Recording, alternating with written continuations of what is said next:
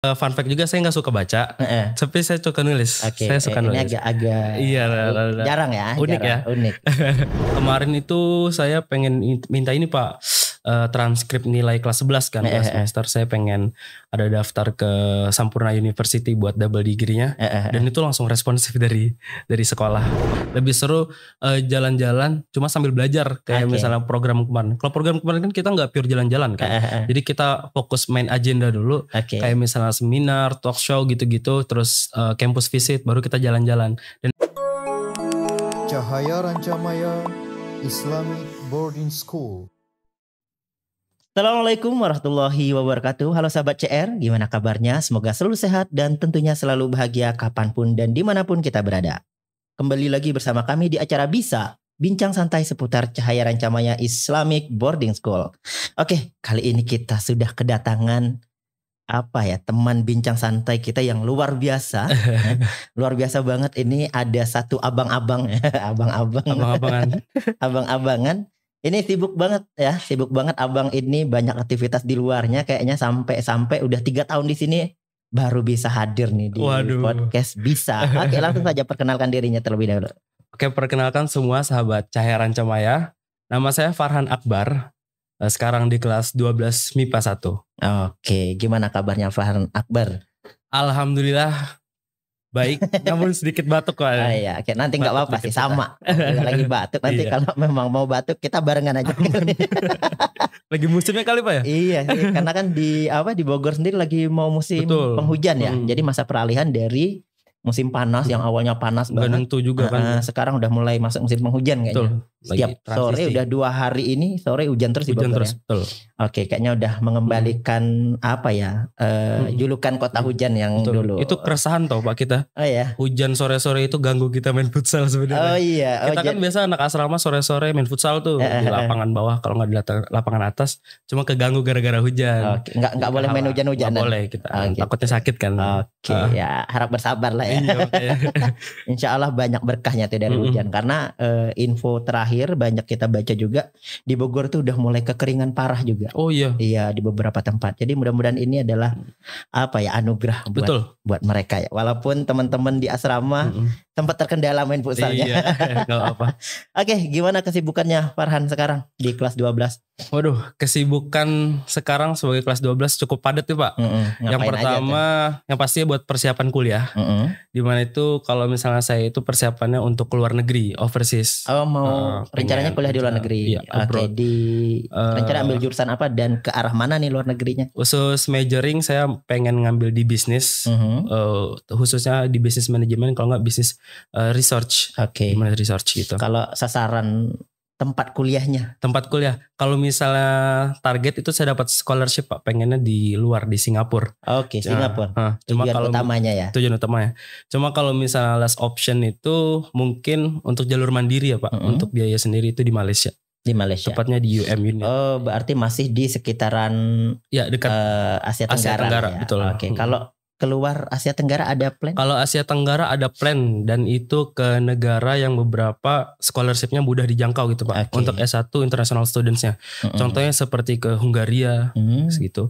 Terus dan ada Finlandia juga, itu lumayan terjangkau. Dari segi persyaratan dan administrasinya tuh lebih gampang sih Pak. Oke, itu kan untuk kuliah keluar. Kalau di Indonesia sendiri udah punya tujuan atau ada planning untuk di dalam negerinya? PTN Perguruan Tinggi Negeri itu khususnya pengennya ngambil UI saya Pak, Universitas Indonesia. Jurusan yang sama? Beda. Kalau misalnya di dalam negeri saya pengen ngambilnya hukum. Hukum. Karena memang pengen menggeluti jurusan itu juga Pak, dan berasa cocok lah di jurusan itu. Apalagi UI punya jurusan hukum terbaik kan ya. Itu keinginan seperti itu keinginan sendiri atau ada dorongan dari orang tua? Kalau misalnya jujur ya Pak, jujur saya itu kalau misalnya urusan kuliah dan future plan itu biasa saya aja yang nentuin. Jadi saya tinggal setoran planning saya ke depan ke orang tua. Gitu. Khususnya orang tua itu cuma ngebebasin saya aja nih, ngebebasin dan ngasih gambaran sekilas tentang ke depannya itu gimana. Cuma untuk pilihan dan ke depannya mau gimana tetap dari saya. Tapi orang tua pasti support ya? Pasti support. Oke, jadi udah punya pilihan kuliah di luar negeri dan juga tujuan pertamanya luar negeri. Plan selanjutnya yaitu untuk di dalam negeri udah punya pilihan jurusan dan juga kampusnya juga. Untuk teman-teman sendiri, teman-teman yang lain rata-rata pengen kemana sih kelas 12 ini? Ini fun fact juga nih Pak. Angkatan saya sekarang yaitu angkatan ke-7 itu rata-rata hampir setengah dari angkatan itu pengen keluar negeri. Iya, kenapa itu? Itu kayak emang pengen emang udah passionnya emang pengen di situ kali ya Pak, teman-teman saya, dan rata-rata itu juga. Dan perlu diketahui juga beberapa di angkatan saya itu ada yang keterima BIM kan, Beasiswa Indonesia Maju, dan itu adalah fondasi pertama mereka untuk study abroad ataupun overseas gitu. Dan teman-teman lain yang nggak dapat BIM tuh bagusnya adalah mereka nggak give up gitu. Dia pengen malah teman-teman dapat BIM, teman-teman pada pengen keluar negeri, yang lain juga pengen dong gitu. Saya juga pengen gitu. Berarti jadi, semangatnya masih masih luar biasa terjaga ya, dan tujuannya luar negeri. Perlu diapresiasi juga sih Pak, atmosfer belajar, atmosfer mimpi-mimpi untuk kuliah di luar negeri itu gairah banget di angkatan saya gitu. Jadi memicu. Udah mulai prepare luar biasa berarti dari sekarang. Iya betul. Oke, kalau Farhan sendiri kan udah pengen kuliah di luar negeri juga nih, tujuan utamanya. Sejauh mana sih persiapan untuk menggapai ataupun mewujudkan impiannya?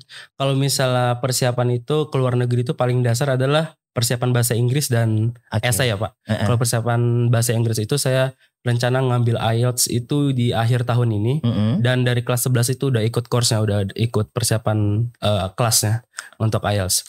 Oke, selain itu dari sekolah sendiri seperti apa sih? Dari sekolah itu misalnya overseas, mereka menyediakan semacam konseling gitulah Pak. Konseling ataupun bimbingan kepada teman-teman yang pengen keluar negeri. Jadi ada salah satu departemen, yaitu departemen perkuliahan itu dia buka konseling ke teman-teman maunya kemana keluar negerinya, nanti diarahkan di univ ini tuh requirementnya kayak gimana sih, nanti dijelaskan, dibantu gitu. Oke, berarti bisa dibilang sekolah juga support ya untuk yang ke luar negeri maupun yang dalam negeri. Support dari segi pengetahuan, observasi, riset gitu-gitu, dan juga dari segi persyaratan administrasi. Oke, berarti teman-teman udah mulai prepare nih. Udah. Kemarin itu saya pengen minta ini Pak, transkrip nilai kelas 11 kan, kelas semester. Saya pengen ada daftar ke Sampurna University buat double degree-nya, dan itu langsung responsif dari sekolah. Jadi full support banget. Oke, mudah-mudahan teman-teman acungin jempol. Mudah-mudahan teman-teman kelas 12 ini bisa mendapatkan kampus yang memang mereka inginkan. Oke. Selain itu, apalagi sih persiapan ataupun yang Farhan lakukan untuk biar kayaknya ini nih bisa mendukung nih, bisa mendukung untuk cita-cita saya kuliah di luar negeri. Yang pertama itu pasti riset kan Pak. Setelah bahasa Inggris itu, sebelum bahasa Inggris itu tetap ada riset tentang kedepannya itu gimana sih perkuliahan di luar negeri itu sistemnya kayak gimana, atmosfer belajarnya kayak gimana, terus yang paling penting biayanya kayak gimana kan, kehidupan di sana. Terus gaya hidupnya berteman itu seperti apa. Jadi dari kelas 11 itu sebenarnya saya udah riset Pak dari beberapa negara. Kayak seperti Singapura itu living cost-nya semahal ini. Termasuk Singapura itu fun fact juga termasuk kota dengan biaya hidup termahal lah. Salah satu yang saya riset gitulah. Di Malaysia seperti apa, di bagian Eropa ataupun semacam itu seperti apa. Itu bagian riset. Terus selanjutnya yang dipersiapkan adalah esai sih Pak sebenarnya. Nah, sejauh mana kamu dan bagaimana cara mempersiapkan esai itu sendiri? Kalau esai itu saya alhamdulillah dari kelas 11 itu udah ikut akademi namanya Akademi Esai Indonesia. Dan itu ada mentor-mentor saya juga seperti Kak Andi ya. Kak Andi itu mentor pertama saya bikin esai. Jadi semua keperluan esai sebagai suatu persyaratan itu saya minta dikoreksi ataupun minta ditinjau dari beliau gitu. Contohnya kayak kegiatan-kegiatan saya sebelum-sebelumnya itu kan diperlukan ada seperti studi kasus dan esai itu saya berpacunya pada mentor saya itu Pak. Jadi kalau misalnya esai udah ada mentor lah, udah ada pegangan gitu. Mulai tertarik dengan dunia kepenulisan esai itu sejak kapan dan apa sih yang bikin pertama kali tertarik nih sama esai gitu? Kalau sebenarnya saya menulis itu saya suka dari SMP Pak, jujur. Saya fun fact juga saya nggak suka baca, tapi saya suka nulis. Saya suka nulis. Ini agak jarang ya. Unik ya. Unik. Dari kelas 7 8 itu saya suka nulis artikel di Blogspot. Oke. Tentang awalnya itu cuma iseng ngerjain tugas kan. Jadi guru pas SMP tuh suruh nugas bikin artikel, cuma terserah mau diupload atau enggak. Jadi saya mutusin buat upload di Blogspot dan ternyata kayaknya seru deh gitu. Ngelihat dari views dan respon teman-teman internet gitu Pak. Jadi saya mulai tertarik lah. Dan situ pas COVID juga saya juga sering menulis beberapa artikel tentang COVID, kayak tentang kepenulisan datanya gitu-gitu. Seru sih. Oke, dan makin tertarik lagi kapan dan kenapa? Makin tertarik lagi semenjak masuk SMA ini. Karena semua event ataupun semua keperluan yang di SMA itu pasti memerlukan esai. Contoh event yang memang sangat membutuhkan esai apa sih yang Farhan rasakan nih? Ini penting banget nih esai dan salah satu penentu juga nih, salah satu yang jadi penentu event ini gitu.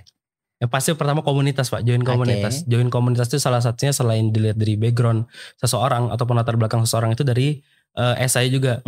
Jadi diberikan beberapa topik ataupun tentang pribadi sendiri, kita menuliskan esai, nanti dinilai dari mereka gitu seberapa pantas lah kita untuk diterima gitu. Oke, udah tertarik dan suka juga dengan kepenulisan atau esai.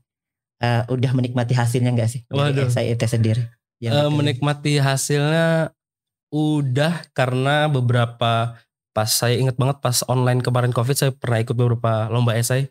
Itu baru 2 kali sih Pak saya baru dapat juara yang itu. Juara 2. Oke, Farhan, dengar katanya Farhan juga aktif juga di luar nih, selain di sekolah, aktif kegiatan di luar. Iya.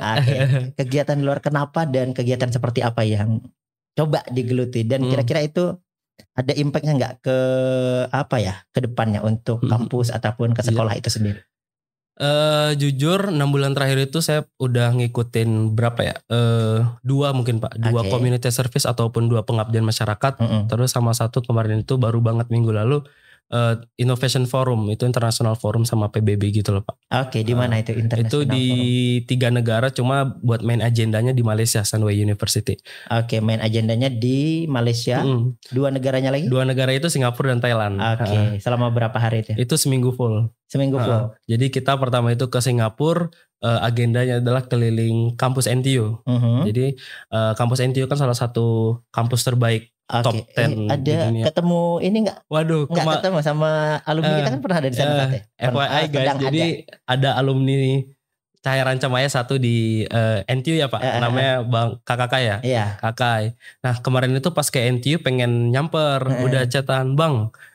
Belum kenal nih, soalnya belum pernah ketemu Bang. Kenalin nih Farhan, angkatannya Rajif gitu. Emang enggak pernah ketemu? Enggak pernah ketemu sebelumnya, soalnya pas kelas 10 kan saya masuk semester. Oh iya benar-benar. Kenalin Bang Farhan, angkatannya Rajif gitu. Oh iya gimana katanya. Ini baru nyampe Singapura, punya waktu gak Bang nanti ketemu di NTU buat ngobrol-ngobrol. Dari Pak Fandi juga rekomendasi buat ngobrol sama Abang. Wah udah gak bisa kan katanya lagi di luar, lagi ada acara katanya gitu. Jadi enggak. Berapa lama di NTU? Di NTU itu seharian Pak. Seharian. Dari siang mungkin. Jadi keliling-keliling. Liatin atmosfer belajarnya kayak gimana sih NTU, dan bener-bener kencang banget itu. Isinya orang-orang ambisius semua. Waduh, dan berarti kalau tipikal yang kayak bapak yang hidupnya santai gak cocok kayaknya. Saya juga orangnya nyantai banget Pak. Nyantai banget, ngasal lagi malahan. Penting selesai. Nyantai aja.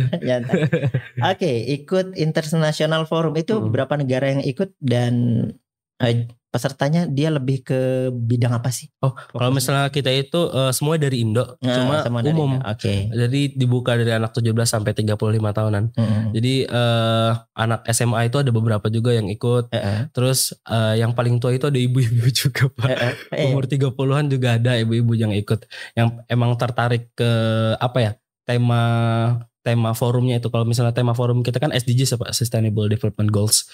Dari PBB itu. Jadi kita meet di international seminar di PBB itu di Sunway. Jadi kita ngomongin itu tentang masalah-masalah di dunia dan harus dibenahi untuk keberlanjutan hidup. Oke, berapa peserta tuh? Dan gimana sih bisa ikut seperti itu? Total itu kemarin 1 bus itu 40, ada 2 bus berarti sekitar 80 orang. Okay. Sekitar 80 orangan. Dan ya terbuka umum juga. Terus kemarin yang ngisi seminarnya itu ada dari PBB. PBB akademinya lah, itu salah satu manajernya. Jadi kita di situ banyak diskusi, banyak studi kasus lah istilahnya Pak, tentang permasalahan kayak kekeringan, tentang panas, gitulah. Oke, itu kan untuk gabung di kegiatan-kegiatan seperti itu siapa saja yang mau atau ada proses seleksinya juga? Kalau itu sih lebih terbuka ke umum, jadi dia ada beberapa jalur pendaftaran. Ada yang menggunakan self funded, jadi tanpa tes bisa langsung masuk. Ikut kegiatannya. Ada juga yang ingin dapetin full scholarship ataupun fully fundednya. Jadi itu harus ngikutin beberapa rangkaian tes. Kayak yang pertama itu ada cek background, CV. Terus yang selanjutnya itu ada beberapa tes tulis lah, kayak soal-soal dan esai yang paling penting. Balik lagi ke esai. Ke esai. Berarti itu salah satu buah ya hasil daripada nulis esai. Iya. Kalau yang satu sebelumnya di Indonesia atau di luar juga? Yang satu lagi itu di Indo. Itu khusus pengabdian masyarakat. Pengabdian masyarakat. Di mana itu? Itu di Bali, tepatnya itu di Desa Tegal Badeng Barat. Itu sekitar 5 jam lah Pak dari Denpasar. Jadi lumayan jauh. Itu full funded atau? Itu saya dapatnya yang special funded juga. Di bawah dikit dari fully funded. Saya dikit lagi dapat fully funded pas itu. Udah masuk stage terakhir. Dan itu satu-satunya anak SMA yang gabung? Satu-satunya anak SMA. 2 sih sebenarnya, sama ada satu lagi dari Bengkulu. Jadi berdua. Berapa orang jumlah yang ikut? Kalau yang kemarin itu batch saya ke Bali itu sekitar 30 orangan mungkin Pak. 30 berarti 28 orang itu bukan siswa lagi, udah mahasiswa dan pemuda. Rata-rata mahasiswa tingkat akhir. Ada juga yang S2 dan ada udah kerja, dokter juga ada. Gimana tuh? Ngerasa jadi bocah banget gak sih? Ngerasa jadi bocil banget tuh Pak pas di situ. Cuma tapi minder gak sih? Jujur minder awalnya. Cuma pas udah masuk ke lingkungan mereka, ngikut mereka kerja tuh mereka sama sekali enggak ngesinisin, nggak sama sekali ngejauhin. Gak ada istilah junior senior. Nggak ada. Mereka malah ngerangkul, ayo gini. Kalau misalnya perlu bantuan dibantu banget saya. Terus semua masukan dari saya ataupun dari teman-teman yang lain tuh diterima gitu. Jadi nggak dibanding ini anak SMA nih masukannya nggak bisa diterima. Ada kayak gitu. Emang murni nggak ada ngelihat umur, nggak ada ngelihat institusi dari apa aja. Dia benar-benar satu jalan. Nah, dari 2 event yang Farhan ikutin itu ada nggak impact untuk kedepannya, untuk perkuliahan kedepannya? Pasti dong. Soalnya, aja kira-kira? Ini juga FYI aja, kalau misalnya daftar beasiswa itu ataupun scholarship, itu rata-rata provider scholarshipnya itu ngelihat dari pengalaman sebelumnya. Seperti dari pengalaman komunitas, pengalaman organisasi, pengalaman pengabdian juga. Jadi itu dilihat juga. Jadi salah satu tabungan saya lah istilahnya. Tabungan saya untuk menuhin portofolio. Dan nanti itu bisa saya gunain buat daftar beasiswa. Apalagi pengabdian masyarakat tuh penting lah istilahnya kan Pak. Jadi nggak cuma anak SMA aja yang perlu, ternyata anak S1 buat daftar S2, anak-anak S2 buat daftar S3 juga butuh pengalaman seperti itu. Berarti untuk teman-teman yang SMA baik di CR maupun di luar itu juga penting banget penting banget untuk portofolio. Nah itu kan kegiatan-kegiatan seperti itu di luar sekolah dan dilaksanakan ketika kadang tuh waktu pembelajaran. Nah, gimana sih? Tantangannya apa sih? Tantangan yang pertama jujur perizinan sih Pak. Perizinan untuk absen sekolah, keluar sekolah. Cuma beruntung banget dan bersyukur banget lah. Sekolah juga support banget untuk siswa-siswa untuk ngikutin kegiatan di luar sekolah.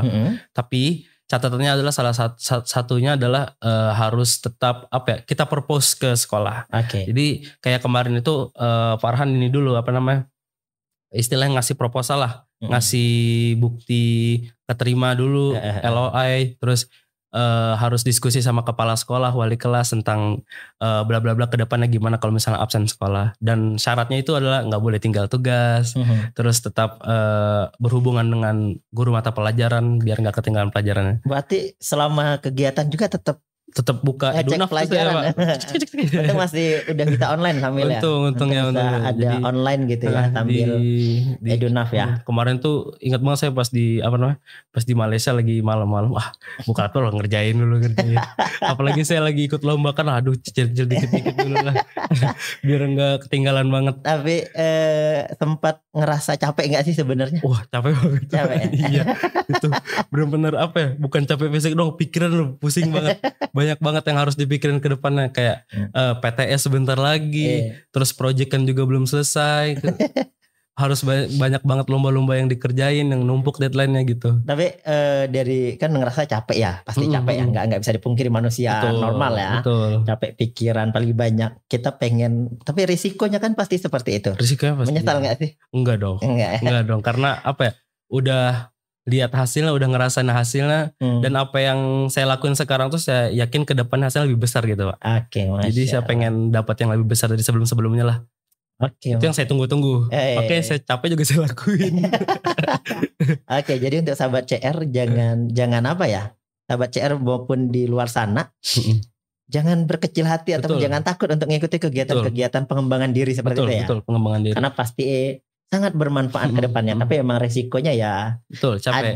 Ada resikonya, capek gitu kan. Oke, selain itu apalagi impact yang dirasakan? Oke, selain portofolio. Jadi kedepannya itu jadi punya ini sih, Pak. Pengalaman yang bisa diceritakan. Itu paling seru sih kalau menurut saya. Semakin banyak pengalaman, semakin banyak topik yang untuk diceritakan. Bener gak sih, Pak? Bener. Kayak sama teman-teman, pernah kesini nggak? Pernah dong gini ikut acara gini. Jadi luas pemikiran, luas pengalaman juga, itu sih yang paling seru menurut saya. Oke, ini pertanyaan yang muncul tiba-tiba nih, Bapak. Kan kamu ikut kegiatan itu di tempat-tempat yang mungkin kayak model destinasi wisata yang di mindset orang. Bali, Malaysia, Singapura sama Thailand, ya kan? Apa bedanya sih antara kita liburan sendiri dengan mengikuti kegiatan seperti itu? Kalau saya bahas yang Bali dulu ya, Pak. Kalau yang di Bali itu kan dia bukan di pusat kota, bukan di pusat destinasi utama Bali, wisata Bali. Cuma saya itu harus pakai bus dulu tuh dari Denpasar 5 jam sampai ke desa, pelosok desanya gitu. Nah di sana pun bukan yang desa full bukan tempat pariwisata, dan itu benar-benar seperti desa yang lagi buat numbuhin ekonominya. Jadi di sana itu banyak desa berkembang, banyak pabrik, terus banyak nelayan juga. Jadi di sana itu kesannya bukan Bali, bukan Balinya itu pantainya doang. Yang ada di sana sisanya itu buat kerja gitu. Vibesnya lebih kerasa seperti desa-desa pada umumnya aja. Jadi lebih beda lah. Kalau ke luar negeri sendiri mungkin kan orang akan mikir, kan saya daripada saya ikut yang kayak gitu, mending saya liburan aja gitu. Saya liburan yang memang menikmati gitu. Wah, salah sih. Lebih seruan rame-rame, Pak, kalau menurut saya. Lebih seru jalan-jalan cuma sambil belajar, kayak misalnya program kemarin. Kalau program kemarin kan kita nggak pure jalan-jalan kan. Jadi kita fokus main agenda dulu, kayak misalnya seminar, talk show gitu-gitu, terus campus visit, baru kita jalan-jalan. Dan itu kita kan diposisikan di lingkungan yang baru, terus orang-orang baru juga, dan itu salah satu pelajaran paling penting lah gitu. Kita bisa ngobrol bareng, terus nambah relasi paling penting, terus bisa ngedengerin lah opini-opini mereka, tanggapan mereka tentang kita, tentang apa. Jadi bisa semakin buat belajar juga, terus buat ningkatin kualitas diri juga, Pak. Oke, berarti kalau Farhan sendiri ketika disuruh milih, misalnya nih orang tua milih, kasih pilihan libur, benar-benar liburan atau ikut kegiatan seperti itu, pasti milih kegiatan kegiatan seperti itu. Sekarang aja saya masih mikir, ini bulan 12 mau ngapain lagi. pengen ikut kegiatan lagi, makanya masih pengen lagi saya. Baik itu pengabdian masyarakat ataupun kegiatan forum-forum kepemudaan. Makanya saya ajak teman-teman yang lain yang aktif juga, kayak Yudan, terus kayak Valdi gitu, teman-teman saya kelas 12 itu, ayo dong ikut gini kita barengan. Kalau sebelum-sebelumnya kan saya sendiri, Pak. Kayak ke Bali, terus kemarin yang ke 3 negara itu dari CR saya sendiri, nggak bareng teman. Jadi pengen gitu ngerasain bareng sama teman CR. Belum pernah ya? Belum pernah. Sama Yudan dari kemarin di PHP-in mulu. Emang gak jelas. Yudan parah, Yudan. Jangan PHP orang, Yudan. Oke, berarti penting ngikuti kegiatan seperti itu, karena selain kita liburan juga berarti kesannya Kalau yang bisa Bapak tarik simpulannya adalah kayak gitu kita liburan tapi ada isinya. Betul. Ya kan? Betul. Benar nggak sih? Iya, betul. Jadi lebih teragenda, lebih terarah dan terencana. Betul, terencana dan nggak pure jalan-jalan doang, ada belajarnya terus. Dan itu sih ketemu orang-orang baru tuh menurut saya yang paling the best, paling mengasyikkan. Oke, kadang kan ada orang yang mungkin untuk apa ya, anak-anak yang susah bergaul itu seperti susah apa sih? Nah, itulah tempatnya menurut saya Pak. Itulah wadah buat mereka itu belajar sosialisasi, belajar mengenal orang luar gitulah. Jadi enggak di satu circle yang sama juga. Jadi kan kalau misalnya kesalahan, saya angkat masalah dikit ya Pak. Kesalahan anak-anak zaman sekarang, Gen Z sekarang tuh mereka lebih stay di comfort zone-nya, merasa nyaman gitulah. Jadi menurut saya lebih apa ya? Break your limit lah gitu istilahnya, keluar dari batasan, cobain hal baru, cobain ketemu orang-orang baru, dan itu lebih asik gitu, lebih seru. Tapi tetap dalam koridor yang positif lah ya. Betul, tetap terarah. Oke, jadi sahabat CR gitu ya. Jadi pengalaman dari Bang Farhan ini luar biasa. Iya. Kelas 12 sudah ikut forum yang luar biasa juga, dan itu tentunya sangat berguna. Betul. Sangat berguna, apalagi untuk teman-teman SMA yang sekarang lagi prepare untuk perkuliahan, untuk memenuhi portofolio. Jadi banyak gak sih event-event seperti itu, dan gimana dapat infonya? Kalau misalnya event-event seperti itu tuh rata-rata banyak Pak sekarang. Banyak non-government organization, organisasi non-pemerintah itu yang menyediakan ataupun nge-provide event-event kayak gitu. Seperti yang ketiga negara itu ada beberapa NGO juga. Terus cuma jarang kalau yang itu. Jadi dia ada batch-batchnya, ada fase-fasenya. Cuma kalau misalnya buat pertama kali ataupun untuk dicoba, worth it-nya sih buat pengabdian masyarakat. Soalnya kalau pengabdian masyarakat itu makin banyak NGO yang memulai event itu. Banyak NGO yang udah bergerak pengen ngajak anak-anak muda, anak-anak sekolah, anak-anak kuliah itu buat terjun bebas ataupun terjun langsung ke masyarakatnya gitu. Dan event-event kayak gitu tuh sering kali ditemuin ataupun dapat itu di Instagram sih Pak, di Instagram itu. Berarti ngecek infonya di media sosial. Ngecek di media sosial, dan itu menurut saya cukup follow satu NGO aja, nanti tuh bakal kelihatan NGO lain yang ke belakang. Oh gitu, berarti mereka saling sharing informasi betul. juga berarti ya. Oke, gitu sahabat CR yang luar biasa. Terima kasih Bang Farhan udah mau bagi-bagi infonya. Sekali lagi kita doakan semoga Bang Farhan dan teman-temannya bisa mempersiapkan diri untuk kampus yang luar biasa. Dan bisa mendapatkan apa yang diinginkan. Amin.